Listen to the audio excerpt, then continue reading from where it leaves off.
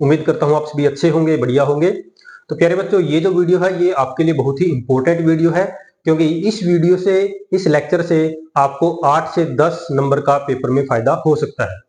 जी हाँ, आज हम डिस्कस करेंगे रे ऑप्टिक्स के बारे में। क्लास 12th के अंदर फिजिक्स में आपने ऑप्टिक्स का पार्ट पढ़ा होगा। ऑप्टिक्स दो पार्ट में हम डिस्कस करते हैं, ray optics and way optics. तो ऑप्टिक्स एक बड़ा चैप्टर है, एक बड़ी यूनिट है, पूरा एक वीडियो में डिस्कस हम नहीं कर रहे। आज की वीडियो में डिस्कस करने वाले हैं रे ऑप्टिक्स से, और यहां से आपको 8 से 10 नंबर का पोर्शन पेपर में देखने को मिलेगा। तो बहुत इंपॉर्टेंट लेक्चर है, आपने इस लेक्चर को बिल्कुल एंड तक देखना है। क्या इस लेक्चर में हम डिस्कस करेंगे? इस क्लास में हम सिर्फ रे ऑप्टिक्स के प्रीवियस ईयर क्वेश्चन ही डिस्कस करने वाले हैं। तो चलिए वीडियो को स्टार्ट करते हैं। सबसे पहला क्वेश्चन ये देखिए, देखो क्वेश्चन में क्या पूछा है। First question, a concave mirror of focal length f, एक कॉनकेव मिरर है आपके पास, आपने कॉनकेव मिरर देखा ही होगा। Minimum distance between the object and its real image, ये आपसे पूछा गया है। तो देखिए आपके पास एक कॉनकेव मिरर है, ये आपको पता है प्रिंसिपल एक्सिस होती है, यहां पर ये पोल है और इधर ये है आपका सेंटर ऑफ कर्वेचर। तो कह रहा है कि ऑब्जेक्ट और उसकी रियल इमेज के बीच में मिनिमम डिस्टेंस कितना हो सकता है। देखो मिनिमम कह रहा है, वैसे तो डिस्टेंस ज्यादा भी हो सकता है, कम भी हो सकता है, लेकिन इसने हमको बोला है कि भाई हमको चाहिए मिनिमम डिस्टेंस। तो कैसे बताएंगे? देखो अगर आपका ऑब्जेक्ट सेंटर ऑफ कर्वेचर पे है, तो आपने 10th क्लास में भी पढ़ा था, इमेज जो है वो भी सेंटर ऑफ कर्वेचर पे बन जाएगी। और इमेज कैसी बनेगी? रियल इमेज बनेगी। तो आप देख लीजिए इन दोनों के बीच में दूरी आपको कितनी दिखाई दे रही है। ऑब्जेक्ट और इमेज एक ही पॉइंट पे बने हैं, तो इसलिए जो दूरी है वो 0 हो जाएगी। क्वेश्चन पूछा गया था 2023 में। आगे चलेंगे, next question, which of the following pairs of media has the least value of critical angle. Critical angle आप पढ़ते हैं जिसको हम सी से डिनोट करते हैं, उसकी वैल्यू पूछ रहा है इनमें से किस पेयर के लिए सबसे कम होती है। तो देखो ये क्वेश्चन सिंपल आप याद रखोगे, डायमंड टू एयर के लिए ये वैल्यू सबसे कम होती है। इसलिए जो डायमंड होता है जब आप उसको कहीं भी बाहर रखेंगे, ओपन में इसको रखेंगे, तो वो सबसे ज्यादा साइन करता है, क्योंकि उसका क्रिटिकल एंगल काफी कम होता है। ठीक है, आगे चलिए, नेक्स्ट क्वेश्चन देखिए, a ray of monochromatic light propagates in air is incident on the surface of water, which of the following will be the same for the reflected and refracted rays। तो कितना आसान सा question पूछा है CBSE ने, एक number में ये क्वेश्चन पूछा था। इसका आंसर होगा फ्रीक्वेंसी। जी हाँ, एनर्जी चेंज हो जाती है भाई। देखिए ये मान लीजिए एक इंटरफेस मैंने बना दिया, इंटरफेस आपको पता ही होगा, अ सरफेस और लाइन सेपरेटिंग टू मीडिया, ये मीडियम ए, ये मीडियम बी। जब लाइट ए से बी में जाएगी तो आपको पता है क्या होगा, आपको पता है लाइट बेंड हो जाती है नॉर्मल की तरफ। क्यों? अगर बी का रिफ्रैक्टिव इंडेक्स ज्यादा होगा तो, अगर बी डेंसर होगा तो लाइट नॉर्मल की तरफ बेंड हो जाएगी। और देखो कुछ पार्ट रिफ्लेक्ट भी हो सकता है इस तरह से। तो जब लाइट एक मीडियम से दूसरे में जाती है या उसका रिफ्लेक्शन भी होता है, तो कुछ उसका जो क्या बोलेंगे हम, एनर्जी, देखो लिखा ना इसमें, a ray of monochromatic light propagating in air is incident on the surface of water, which of the following will be the same। Water के सरफेस पे जब फॉल करेगी, कुछ पार्ट उसका रिफ्लेक्ट भी हो जाएगा और कुछ पार्ट उसका रिफ्रैक्ट हो जाएगा। तो एनर्जी जो होती है उसकी, जो इंसिडेंट लाइट की जो एनर्जी थी, उसके अंदर भी कुछ आपको चेंज देखने को मिलेगा। स्पीड भी चेंज हो जाती है, तभी तो लाइट बेंड होती है। वेवलेंथ में भी चेंज आ जाता है। आप फॉर्मूला आप पढ़ते हैं, mu equal to lambda 1 by lambda 2 refractive index के ऊपर डिपेंड करता है, तो उसमें भी चेंज आता है। एक ही चीज है जिसमें चेंज नहीं आता, वो है लाइट की फ्रीक्वेंसी। ओके, एक तरह से आप बोल सकते हैं सोल ऑफ लाइट, लाइट की आत्मा होती है फ्रीक्वेंसी, उसमें चेंज नहीं आता। आगे बढ़ेंगे, नेक्स्ट क्वेश्चन देखिए। नेक्स्ट क्वेश्चन है आपका, a beam of light travels from air into a medium, its speed and wavelength in the medium are. Medium के अंदर इसकी स्पीड दे रखी है, उसको लिख देते हैं v, कितनी दे रखी है 1.5 इंटू 10 की पावर 8 मीटर पर सेकेंड। ओके, एक मिनट रुकेंगे, आगे और क्या दे रखा है, वेवलेंथ दे रखी है मीडियम के अंदर, लैम्डा एम लिख देता हूं मैं इसकी, ये है आपका 230 नैनोमीटर दिया है। पूछा क्या है, the wavelength of light in air will be, इसने पूछा है द वेवलेंथ बताइए किसकी, लाइट की, कहां पर, एयर में। तो देखो ध्यान से आपने इसको देखना है, लाइट कैसे ट्रैवल कर रही है, beam of light travels from air into a medium, air से मीडियम में जा रही है ना, जैसे इस तरह से होगा, ये एयर है और ये कोई मीडियम है। लाइट एयर से जा रही है, कहां पे जा रही है? मीडियम में जा रही है। तो मीडियम में जाएगी तो क्या होगा, देखो यहां पर हम क्या करेंगे, एक नॉर्मल बनाएंगे। नॉर्मल क्यों बनाया? नॉर्मल से ही मेरे को पता लगेगा कि एंगल ऑफ इंसिडेंस कितना है। उसके बाद लाइट ऐसे स्ट्रेट जा रही थी, बट मीडियम चेंज होगा तो डायरेक्शन भी इस तरह से चेंज हो जाएगी, ऐसा कुछ होगा। अब देखो पूछा क्या इसने, वेवलेंथ पूछी है लाइट की एयर में कितनी होगी। तो देखो भाई, आपको रिफ्रैक्टिव इंडेक्स का फॉर्मूला आपने याद रखना है। रिफ्रैक्टिव इंडेक्स में बात कर रहा हूं यहाँ पे, कोई भी मीडियम है विद रिस्पेक्ट टू एयर अगर बात करोगे तो आपके पास फॉर्मूला ये होता है लैम्डा एयर में और नीचे आता है लैम्डा मीडियम में। ओके, बट अब आप देखोगे कि हमारे पास तो ये वैल्यू नहीं है, कोई बात नहीं, इसका फॉर्मूला आगे जाके होगा speed of light in air, उसको हम सी के बराबर लिख देते हैं, divide by speed of light in medium, वो हमारे पास है। तो ये पूरा का पूरा ये जो वैल्यू है ये मेरे पास है, ये इसने दे रखा है क्वेश्चन के अंदर, तो ये वैल्यू आप फाइंड कर सकते हैं। तो क्या बनेगी, देखिए lambda A equal to C by V into, okay, cross multiply करोगे तो लैम्डा एम यहां पर आपको मिल जाएगा। वैल्यूज पुट कर दीजिए, lambda A is equal to C की वैल्यू होती है 3 इंटू 10 की पावर 8 और v जो है मीडियम के अंदर उसकी वैल्यू आपको दे रखी है 1.5 इंटू 10 की पावर 8। ओके, इस तरह से मैं इसको लिख देता हूं। और आगे है लैम्डा एम, लैम्डा एम देख लीजिए दे रखा है 230 नैनोमीटर, लिख देता हूं इधर 230 और ये नैनोमीटर है, ठीक है, नैनोमीटर में है। तो आप देखो, आप डिवाइड कर लीजिए, ये 2 पे जाएगा तो मल्टीप्लाई करोगे तो 460 और नैनोमीटर में ही आपका आंसर आएगा। मैच कर लीजिए, 460 ये रहा। क्वेश्चन पूछा था 2023 में। आगे चलेंगे, नेक्स्ट क्वेश्चन देखिए, यहां पे पूछा a ray of light of wavelength 600 nanometre, एक लाइट है, वेवलेंथ कितनी है 600 nanometre, propagates from air into medium, यानी कि एयर के अंदर वेवलेंथ कितनी है 600 नैनोमीटर, ठीक है भाई, एयर से मीडियम में जा रही है, it's wavelength in the medium becomes, medium के अंदर वेवलेंथ दे रखी है हमको, कितनी दे रखी है 400 नैनोमीटर। देखो अभी हम एक क्वेश्चन करके आए हैं, वहां पर पूछा था कि क्या लाइट की वेवलेंथ चेंज होती है जब लाइट एक मीडियम से दूसरे मीडियम में ट्रेवल करती है, तो हमको यहां से देखो आंसर पता लग रहा है, वेवलेंथ चेंज हो रही है। आगे चलेंगे, the refractive index of the medium is, medium का रिफ्रैक्टिव इंडेक्स आपसे पूछा गया है। तो भाई फॉर्मूला बड़ा ही आसान होता है, मीडियम का refractive index with respect to air अगर मैं बात करूंगा तो फॉर्मूला यही तो होता है, ये फॉर्मूला होता है, लिख दीजिए जल्दी से, लैम्डा नोट 600 दे रखा है, नैनोमीटर है और मीडियम के अंदर 400 है, यहां पर भी नैनोमीटर है, नैनोमीटर से नैनोमीटर उड़ा दीजिए, 2 जीरो से ये 2 जीरो कैंसिल हो जाएगी, 2 पे आप डिवाइड करेंगे कितना आएगा, इधर आएगा 3, आपका आंसर मिल रहा है 1.5। इसके साथ कोई यूनिट वगैरह मत लगाना क्योंकि refractive index unit less quantity होती है। क्वेश्चन पूछा गया था 2023 के अंदर। आगे चलेंगे, नेक्स्ट क्वेश्चन देखिए, a ray of light travels a distance of, एक रे है जो डिस्टेंस कितनी ट्रेवल कर रही है 12 मीटर, किसमें, एक ट्रांसपेरेंट शीट के अंदर, कितने टाइम में, इतने टाइम में, रिफ्रैक्टिव इंडेक्स बताइए शीट का कितना होगा।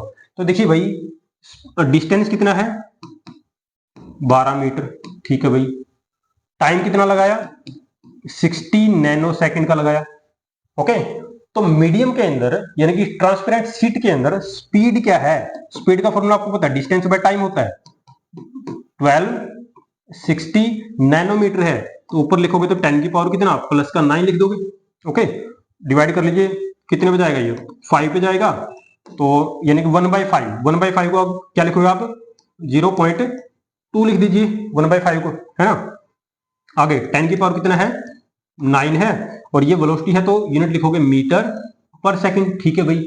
पूछा क्या है, रिफ्रैक्टिव इंडेक्स पूछा है, तो म्यू का फॉर्मूला अभी आपको बताया था, किसी मीडियम के अंदर किसी मीडियम का रिफ्रैक्टिव इंडेक्स, मीडियम क्या है ट्रांसपेरेंट शीट है, विद रिस्पेक्ट टू एयर अगर मैं बात करूंगा तो फॉर्मूला सी बाय वी होता है।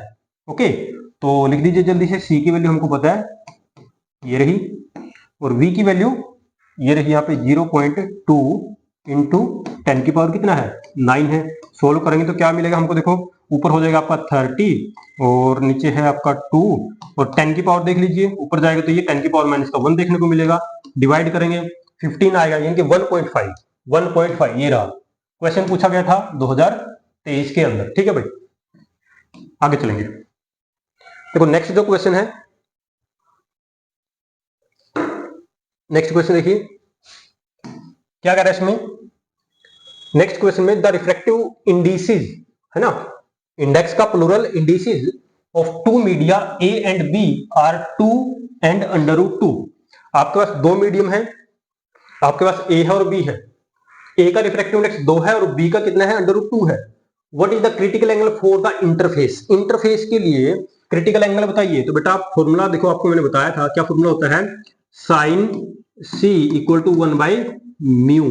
ध्यान से देखेंगे, और म्यू यानी कि किसकी बात हो रही है, ए और बी की बात हो रही है ना, तो लिख दीजिए refractive index of A with respect to B, लिखना पड़ेगा।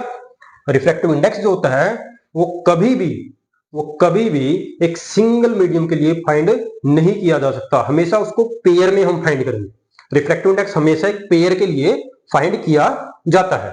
चलेंगे जल्दी से आगे, इसको लिखा जाएगा, क्या लिखेंगे, म्यू बी ऊपर आएगा और यहाँ पे म्यू ए जो है वो नीचे चला जाएगा। कैसे चला गया इधर देख लीजिए, mu A B, what it means, refractive index of medium A with respect to B क्या होगा, refractive index of medium A divide by refractive index of medium B. देखिए बी के लिए क्या लिखा है देख लीजिए।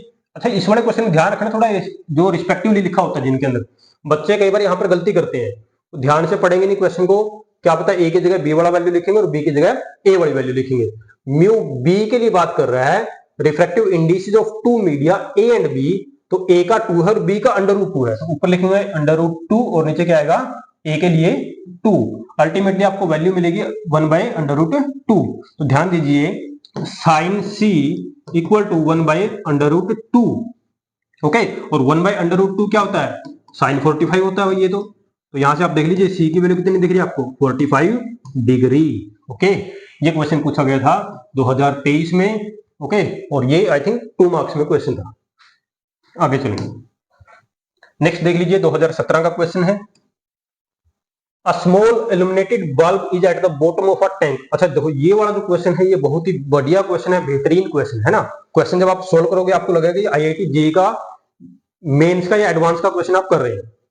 क्या पूछा देखो, स्मॉल बल्ब है, कहां पे है, एक टैंक के बॉटम पे है। बिल्कुल देखो ये टैंक बना देते हैं, चलो ये आपके पास एक टैंक है ना, और ये टैंक जो है इस टैंक के बॉटम पे, टैंक के अंदर क्या है, कंटेनिंग लिक्विड, टैंक के अंदर एक लिक्विड है जिसका रिफ्रैक्टिव इंडेक्स कितना है, म्यू दे रखा है। चलिए तो टैंक के अंदर लिक्विड फिल कर देते हैं, इस तरह से देखो टैंक के अंदर ऐसे लिक्विड है, ठीक है भाई, ये टैंक के अंदर मैंने क्या किया, लिक्विड फिल कर दिया, और यहाँ पे बिल्कुल बॉटम पे यहाँ पे कोई बल्ब है, बल्ब यानी कि लाइट सोर्स, आप इस तरह से मानेंगे कोई लाइट सोर्स है, इसमें से लाइट जा रही है। आगे क्या कराइए, और ये जो मीडियम है इसका रिफ्रैक्टिव इंडेक्स कितना है, मीडियम जो है उसका रिफ्रैक्टिव इंडेक्स है, ये बोला ये म्यू है, ठीक है भाई, अप टू हाइट h, और ये जो हाइट है ना, ये जो हाइट है ये क्या है, ये h है, ठीक है भाई। Find the expression for the diameter of the opaque disc floating symmetrically on the liquid surface in order to cut off the light from the bulb. देखो आसान भाषा में बताते हैं इसको, ये बल्ब से लाइट आएगी इस ऊपर, तो कह रहा है कि सरफेस के ऊपर एक ओपेक डिस्क कौन सी होगी जिसमें से लाइट आर पर नहीं जा पाएगी, एक ओपेक डिस्क इसके ऊपर हमने रखनी है, और इस तरह से वो डिस्क हमने रखनी है कि लाइट बाहर ना जाए, और कह रहा है कि उस डिस्क का जो है आपने क्या बताना है, फिर डायमीटर आपने बताना है, उस डिस्क का आपने डायमीटर बताना है कि कितना होगा। तो देखिए इसके लिए मैं क्या करता हूं, मान लेते हैं, देखो क्या करेंगे यहाँ पे, चलो कलर जो है ना ये ले लेते हैं। देखिए मान लीजिए यहां पर मैंने ये एक कोई डिस्क जो है वो ऐसे रख दी ऊपर, ओपेक डिस्क है, इसके आर पार लाइट नहीं जाएगी, और साथ में क्या करेंगे, देखिए साथ में कलर यही ले लेते हैं। देखिए ये मैं कुछ इस तरह से बना देता हूँ, ऐसे मिला देता हूँ इसके दोनों किनारों को, ऐसे इसके साथ ऐसे, ये मैंने इसको मिला दिया इस तरह, ठीक है, ध्यान से देखना आपने। अब देखिए देखिए भाई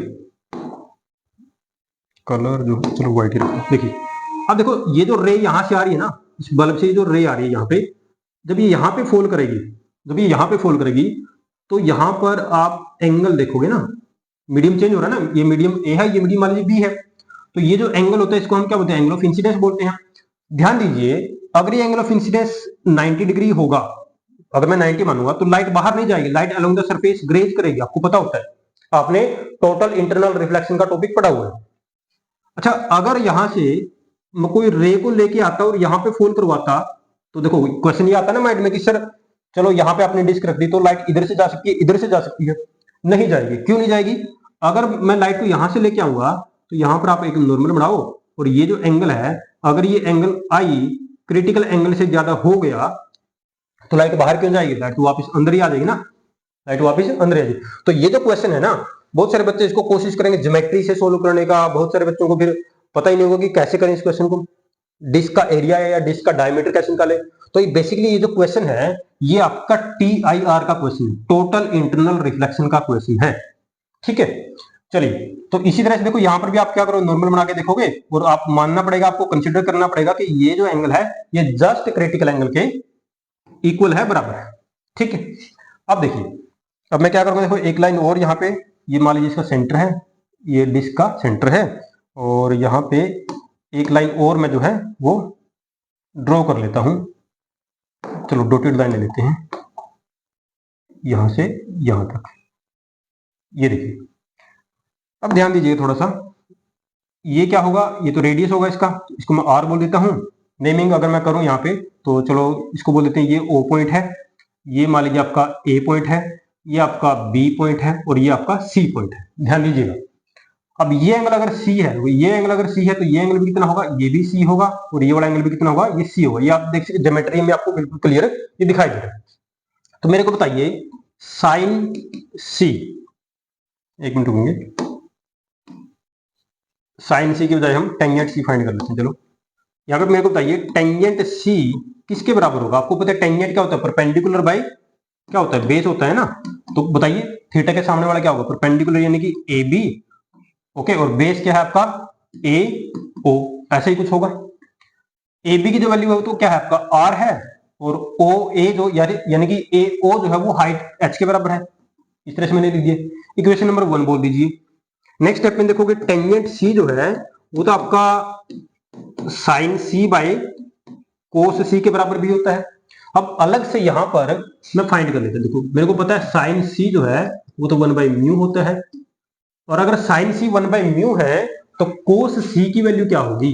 कोस C जो होगा वो हमको पता है 1 माइनस क्या होता है, साइन स्क्वायर C, यानी कि अंडर रूट 1 माइनस 1/μ का स्क्वायर करोगे, यानी कि म्यू स्क्वायर माइनस 1/μ, ये आपको देखने को मिलेगा। ये वैल्यूज को उठा के यहाँ पे पुट करेंगे तो आपको क्या मिलेगा, देखो साइन C की वैल्यू पुट करोगे, फिर उसके नीचे ये वैल्यू पुट करोगे, तो म्यू से तो म्यू कैंसिल हो जाएगा, आपके पास बचेगा 1 by under root mu square minus 1।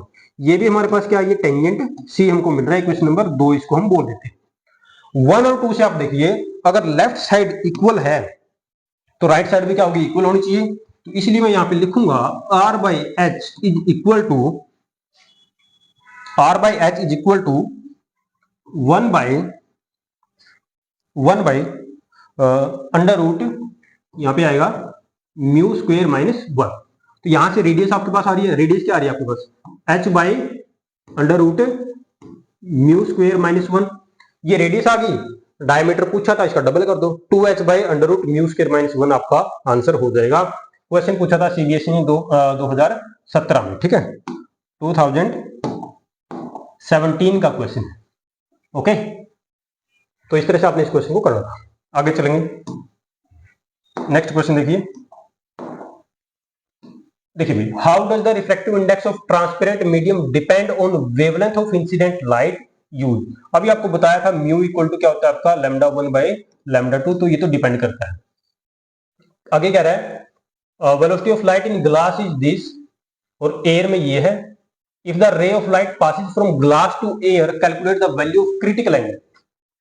Glass से अगर लाइट एयर में जाए तो क्रिटिकल एंगल आपने क्या करना है, कैलकुलेट करना है। देखिए सबसे पहले रिफ्रैक्टिव इंडेक्स कैलकुलेट करना पड़ेगा, क्योंकि हमको पता है क्रिटिकल एंगल का फॉर्मूला ये लगाओगे ना, साइन C इक्वल टू 1/μ, और ग्लास से एयर में जा रही है तो ये लिखोगे।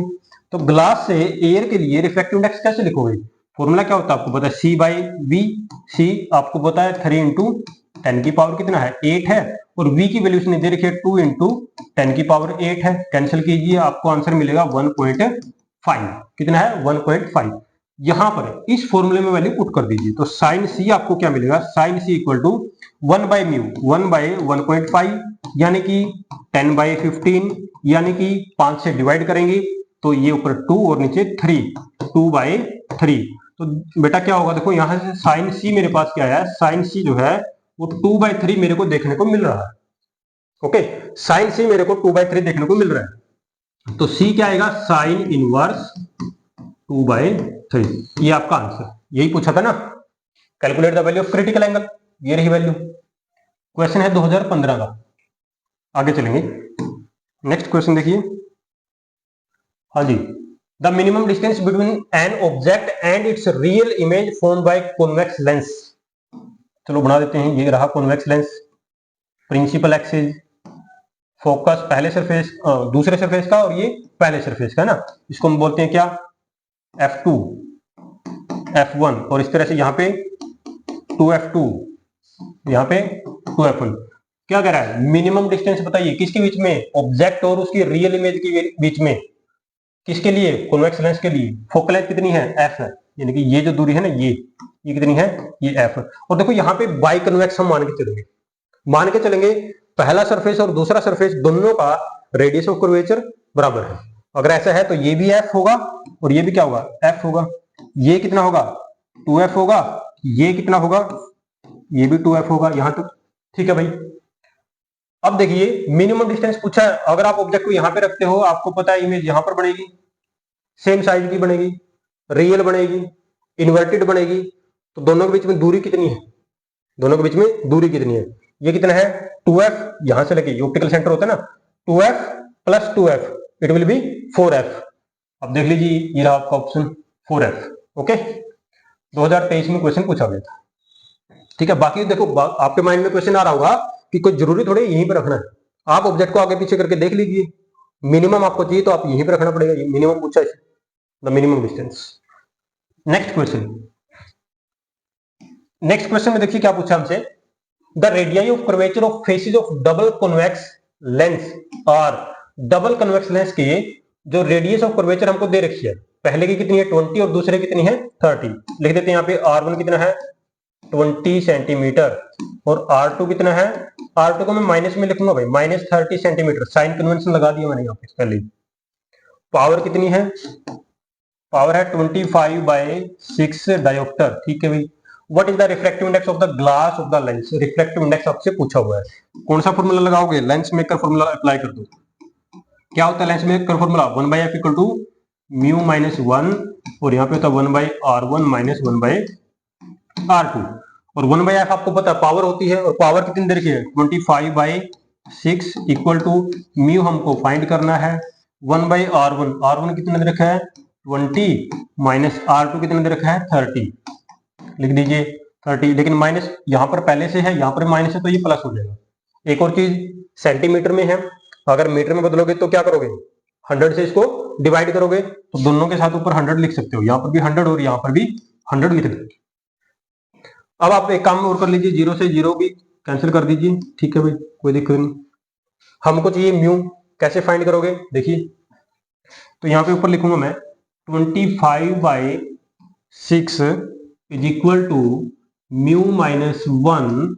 आगे चलेंगे तो यहाँ पे देखो एलसीएम कितना आएगा 6 आएगा ना, 6 एलसीएम आएगा, 2 को 3 से मल्टीप्लाई करना पड़ेगा तो ऊपर बनेगा 30 प्लस यहाँ पे 2 से मल्टीप्लाई करोगे तो ये बनेगा आपका 20, तो अल्टीमेटली आपको मिल रहा होगा 25/6 इक्वल टू म्यू माइनस 1 और यहाँ पे हो जाएगा आपका 50/6, 50/6। अब इस 6 से ये 6 कैंसिल हो गया, इस 25 से ये 2 आ गया, तो म्यू माइनस 1 जो है वो किसके इक्वल आ रहा है आपके पास, ये आएगा आपके पास 1 इधर आके 2 हो जाएगा, है ना, 2 था ना तो इधर आके 1/2 हो गया। तो यहां से आगे देखिए म्यू की वैल्यू क्या आएगी 1 प्लस 1/2 यानी कि 3/2 यानी कि 1.5। क्वेश्चन पूछा गया था 2023 के अंदर, ठीक है। आगे देखिए नेक्स्ट जो क्वेश्चन है ये है the power of thin lens is 5 dioptre. एक लेंस की पावर आपको दे रखी है कितनी 5 डायोप्टर दे रखी है, जब इसको लिक्विड में डुबो दोगे तो ये कनकेव लेंस की तरह बिहेव करेगा, जिसकी फोकल लेंथ कितनी होगी 100 सेंटीमीटर हो जाएगी। ठीक है, चलिए भाई ठीक है। Calculate the refractive index of the liquid का आपने बताना है, क्या रिफ्रैक्टिव इंडेक्स आपने बताना है, और ग्लास का आपको दे रखा है वैल्यू। ठीक है भाई, चलिए देखते हैं। तो देखो इसके लिए हम क्या करेंगे, इसके लिए हमने क्या करना है, लेंस फॉर्मूला ही अप्लाई करेंगे। पहले वाले केस के लिए अप्लाई करो 1/f equal to mu minus 1/r1 minus 1 ये आपका क्या होता है, इसको हम बोलते हैं क्या, ये होता है आपका लेंस फॉर्मूला। ठीक है ना, देखिए पहले वाले केस में 1/f यानी कि 5 इक्वल टू ग्लास का रिफ्रैक्टिव इंडेक्स कितना दे रखा है आपको 1.5, पुट करेंगे 1.5 माइनस 1। ठीक है भाई, ये क्या है 1/r1 माइनस 1 इसके बारे में कोई जानकारी नहीं। इक्वेशन नंबर 1 बोलिए। अब दूसरे केस में अप्लाई करिए, जब इस लेंस को आपने डुबो दिया कहां पर, एक लिक्विड के अंदर, और जैसे उस लिक्विड में डुबोगे तो उसकी फोकल लेंथ कितनी बन जाएगी 100 सेंटीमीटर, यानी कि 100 सेंटीमीटर, तो पावर कितनी होगी उसकी, उसकी पावर हो जाएगी, चलो इधर लिखते हैं, उसकी पावर हो जाएगी कितना 1 डायोप्टर, और प्लस का होगी कि माइनस का, तो यहाँ पे आएगा माइनस का, क्योंकि कॉनकेव बन रहा है ना, behaves like a concave lens. तो आगे चलेंगे, यहाँ पे पुट करो माइनस का 1 इक्वल टू, अब देखो यहाँ पे आप ऐसे लिखोगे ग्लास का विद रिस्पेक्ट टू लिक्विड, ये लिखोगे -1, और इधर वाली चीज जो है वो सेम 1 माइनस r1 और ये r2। ठीक है, इक्वेशन नंबर बोलिए 2।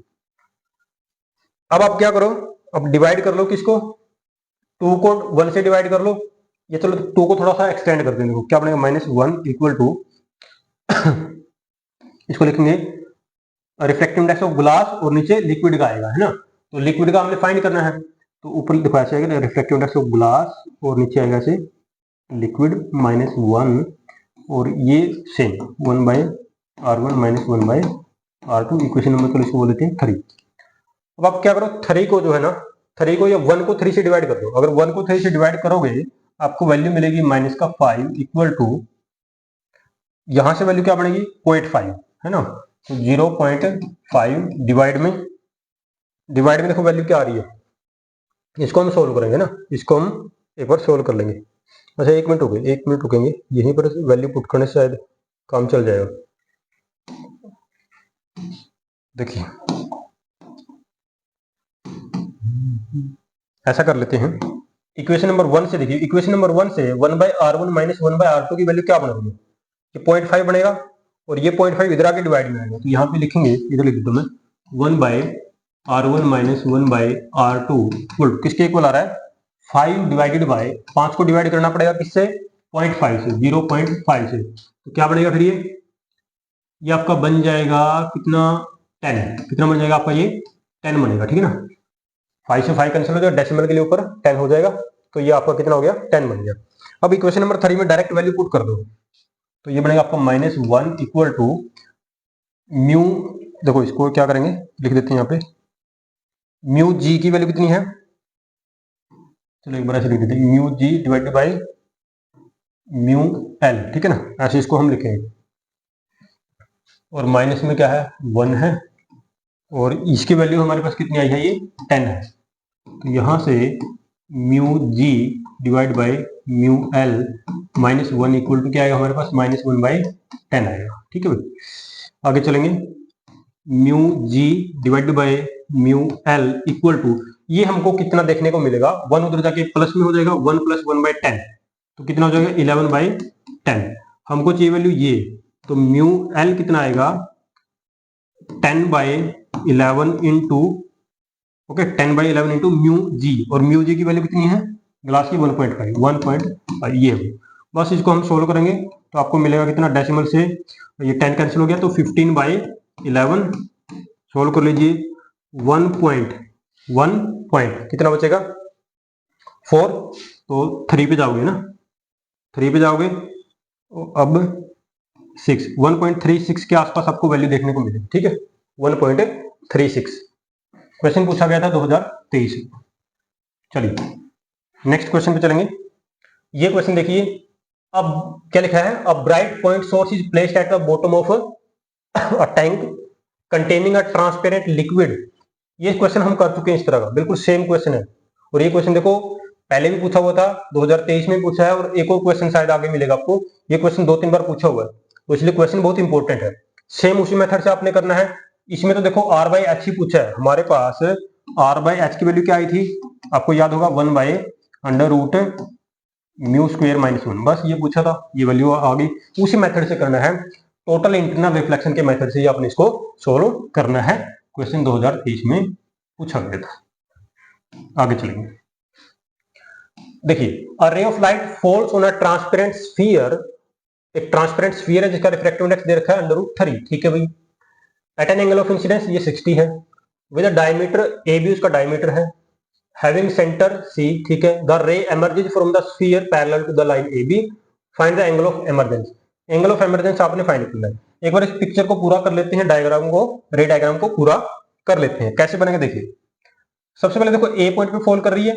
अब रे तो वैसे क्या था, अगर यहाँ पे कुछ नहीं होता तो ये सीधी ऐसे जाती, बट अब एयर से एक ग्लास के अंदर जा रही है, ट्रांसपेरेंट स्फीयर है, ठीक है ना। तो रेयर मीडियम से डेंसर में जा रही है, तो नॉर्मल की तरफ क्या हो जाएगी, हल्की सी ऐसे बेंड हो जाएगी। फिर जहां पर अब यहाँ पे फॉल करेगी तो यहाँ पे क्या करोगे, एक नॉर्मल बना लो। चलिए नॉर्मल बनाते हैं, देखो यहाँ पे क्या करोगे, एक नॉर्मल बनाओगे, ठीक है ना, इस तरह से। ओके, ये हो गया आपका नॉर्मल। अब लाइट कहां जाएगी, जब डेंसर से रेयर में जाएगी तो नॉर्मल से दूर जाएगी। देखो वैसे तो ये इस तरह से जा रही थी, वैसे तो अगर यहाँ पे कुछ नहीं होता तो सीधी जाती ना, लेकिन अब क्या है कि वो मीडियम चेंज हो रहा है और कंडीशन में लगा दी कि वो बाद में जब जाएगी ना तो वो ए बी के पैरेलल यानी कि कुछ इस तरह से चली जाएगी ऐसे। और पूछ क्या रहा है हमसे, हमसे पूछ रहा है कि आप ये वाला एंगल हमको बता दीजिए। देखो ये नॉर्मल है ना, ये क्या है, नॉर्मल है, तो कह रहा है कि ये वाला एंगल हमको बता दीजिए। ये वाला एंगल, इसको हम क्या बोलते हैं, एंगल ऑफ इमरजेंस इसको बोलते हैं। तो यही इसने पूछा है कि एंगल ऑफ इमरजेंस जो है वो कितना होगा, ये पूछा ना, find the angle of emergence, हाँ ये पूछा, ठीक है। देखो कैसे फाइंड करें। अब देखो ध्यान से देखना, यहाँ पे ये जो एंगल है और ये जो एंगल है, ज्योमेट्री से आप ध्यान से देखोगे, ज्योमेट्री से ये दोनों एंगल क्या है, बराबर हो जाएंगे, क्योंकि AC और इसकी, चलो मैं नेमिंग कर देता हूँ, इसको बोल देता हूँ मैं D, AC और CD दोनों की वैल्यू बराबर है, दोनों रेडियस है। तो ये वाला एंगल R1 और R1 R2 लिखने की जरूरत नहीं, ये एंगल भी R बोल देते हैं, इसको भी हम क्या बोल देंगे, R बोल देंगे। तो ये दोनों बराबर हैं। R को फाइंड कर लेते हैं कैसे, स्नेल्स लॉ अप्लाई करके। तो लिख देते हैं यहाँ पे स्नेल्स लॉ अप्लाई कर देते हैं। यहाँ पे कहां पे अप्लाई कर देते हैं, एट पॉइंट ए पॉइंट पर हम स्नेल्स लॉ अप्लाई कर देते हैं। तो स्नेल्स लॉ हमको क्या कहता है, म्यू इक्वल टू, जल्दी से बोलिए, sine I by sine R. Sine I यानी कि 60 और साइन आर यानी कि ये अंदर वाला जो एंगल है आर। ये आपको पता ही होगा कैसे लिखना होता है। देखो ये मान लीजिए ये ग्लास का है तो glass with respect to air लिखेंगे, और जब बाद वाला जो मीडियम होता है उसमें जो एंगल होता है वो ऊपर लिखोगे, और ग्लास के अंदर जो एंगल है आर वो नीचे लिखोगे, ठीक है। साइन 60 कितना होता है, अंडर रूट 3/2 होता है, और नीचे क्या है, साइन आर है, और ये हमारा म्यू था, और म्यू की वैल्यू कितने लिखी इसने, अंडर रूट 3, इधर लिख देते हैं अंडर रूट 3। तो इससे आप ये कैंसिल कर सकते हो। तो यहां से मेरे पास साइन आर कितना आएगा, sine R equal to 1/2, cross multiply करोगे ना तो आर की वैल्यू कितनी दिख रही है आपको, आर विल बी 30 डिग्री। तो आर हमको पता लगा ये कितना है आपका, 30 डिग्री, तो ये भी कितना होगा, 30 डिग्री। अब ये ई निकालना कोई बड़ी बात नहीं है, क्या करना पड़ेगा, दोबारा से अप्लाई स्नेल्स लॉ, कहां पर, एट डी पॉइंट पर दोबारा से अप्लाई कर दीजिए। क्या बनेगा, mu equal to sine E by, okay, sine R, यानी कि साइन आर की वैल्यू पता लगी 30 है, तो हमको चाहिए ई, तो साइन ई कितना होगा, sine E equal to mu into sine 30, mu की वैल्यू है अंडर रूट 3, और साइन 30 होता है हमारा कितना, 1/2। तो यहां से देख लीजिए साइन ई कितना, अंडर रूट 3/2, और अंडर रूट 3/2 होता है हमारा साइन 60 डिग्री। तो आप बोलेंगे यहां से ई कितना आएगा आपका, 60 डिग्री देखने को मिलेगा। क्वेश्चन पूछा था 2021 में, ठीक है भाई। आगे चलेंगे, नेक्स्ट क्वेश्चन देखिए, एन इक्विलेटरल ग्लास प्रिज्म, एक इक्विलेटरल ग्लास प्रिज्म है, रिफ्रैक्टिव इंडेक्स कितना है, equilateral glass prism has a refractive index 1.6 in air, calculate the angle of minimum deviation of the prism when kept in a medium of refractive index this. ठीक है, ये question. देखिए ये question कैसे करेंगे आप इसके बारे में एक बार देखिए थोड़ा सा, कैसे इसको सोल्व किया जाएगा। ठीक है ना, हाँ जी।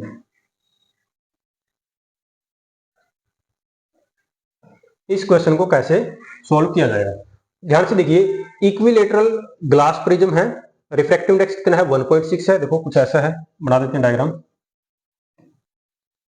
आपके पास ना, एक ऐसे ग्लास प्रिज्म। ठीक है, इक्विलेटरल है, इक्विलेटर है तो ये एंगल कितना होगा आपका 60 हो जाएगा, ये एंगल आपका 60, ये सारे ही एंगल बराबर हो जाएंगे। ठीक है भाई, आगे चलेंगे। रिफ्रैक्टिव इंडेक्स है इसका 1.6 इन एयर के अंदर। ठीक है, calculate the angle of minimum deviation, आपसे पूछा है angle of minimum deviation, delta आपसे पूछा है, when kept in a medium of refractive index this, अगर आप इसको इस मीडियम में रखोगे तो। ठीक है, देखिए भाई, तो हम कौन सा फॉर्मूला लगाएंगे, आपको पता प्रिज्म फॉर्मूला क्या होता है, mu equal to sine A plus delta minimum, इसी की बात करा ना, मिनिमम डेविएशन। मिनिमम डेविएशन आपको बता होगा, मिनिमम डेविएशन को लिखते हैं डेल्टा एम, ऐसे लिख देते हैं इसको। ठीक है, मिनिमम डेविएशन तो लिख देते हैं, नीचे क्या आएगा साथ में ऐसे 2 आएगा, और डिवाइड में साइन ए बाय 2 आएगा। ठीक है, देखो इसके डिटेल में अभी मैं नहीं जाऊंगा कि ये डेल्टा एम कैसे फाइंड करना है, रे डायग्राम कैसे, प्रॉपर नहीं बनाऊंगा क्योंकि वीडियो बहुत लेंथी हो जाएगा। ठीक है, ऑलरेडी बहुत सारे क्वेश्चन हमको डिस्कस करने हैं। ठीक है, तो फिलहाल आप इसी पे फोकस कीजिए। अब देखो ए हमारे पास है, हमको यही चाहिए, डेल्टा मिनिमम चाहिए, लेकिन आप ये देखिए ये रिफ्रैक्टिव इंडेक्स, लेकिन आप ध्यान दीजिए यहाँ पर बच्चे गलती करेंगे, म्यू की जगह डायरेक्ट 1.6 पुट करेंगे, ऐसा नहीं करना है। यहां पे पूछा इसने, आप ये मिनिमम डेविएशन आप तब बताएंगे जब उसको हमने कहां पे लिखा, कहां पे लिया है, कहां पे रखा है उसको, एक मीडियम के अंदर, और जिसका रिफ्रैक्टिव इंडेक्स ये है।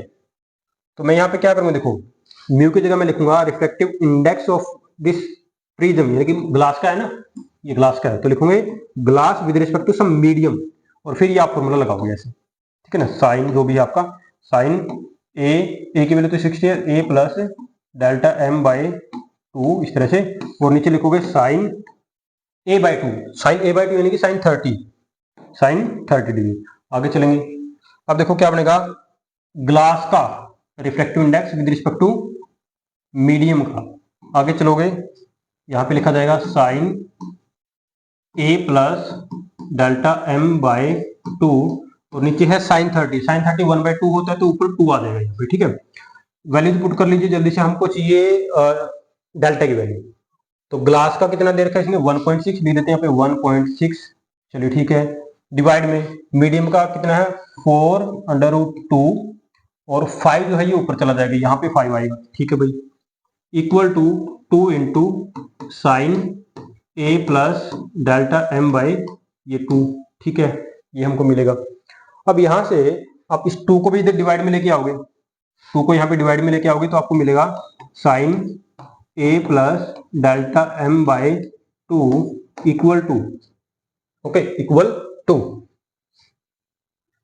ये 2 डिवाइड में आएगा तो ये बनेगा आपका कितना, 1.6 को 5 से मल्टीप्लाई करोगे तो 8 आएगा ना, ये 8 बन गया, और डिवाइड में 2 आएगा, और साथ में क्या है नीचे 4/√2 है, तो 2 से डिवाइड कर दीजिए 4 से 4 कैंसिल, 1/√2, और 1/√2 कितना होता है साइन 45 डिग्री 45 होता है। तो यहां से कंपेयर करोगे तो आपको वैल्यू मिल रही है, किसकी value, a plus delta M by 2 की जो वैल्यू है वो मेरे को मिल रही है 45 डिग्री। तो यहां से आप डेल्टा एम निकालिए, तो डेल्टा एम कितना मिलेगा, डेल्टा एम इक्वल टू, ये 2 मल्टीप्लाई में जाएगा तो ये 90 हो गया, ओके, माइनस ए करोगे यानी कि 90 माइनस 60 30 डिग्री, कितना मिलेगा आपको वैल्यू 30 डिग्री। क्वेश्चन पूछा गया था 2019 के अंदर। ठीक है, चलिए आगे चलेंगे। नेक्स्ट क्वेश्चन देखिए, अ रे ऑफ, एक रे है पी के आपको दिखाई दे रही है, नॉर्मली इंसिडेंट हो रही है एबी के ऊपर। ठीक है भाई, normally on the refracting face B A, okay, is reflected in the prism BAC made of material of refractive index 1.5, complete the path of ray through the prism, from which face will the ray emerge। ठीक है, diagram आपने पूरा करना है। देखो अगर normally fall कर रही है तो angle of incidence 0, angle of incidence कितना होगा आपका 0 होगा, ध्यान से देखिए एंगल ऑफ इंसिडेंस 0 होगा। तो अगर नॉर्मली फॉल करती है तो रे जो है ना वो बिना किसी डेविएशन यानी कि सीधी जाएगी, इसे बिल्कुल सीधी चली जाएगी, ऐसे जाके यहाँ पे हिट करेगी, दूसरे बड़े एसी को हिट करेगी ऐसे।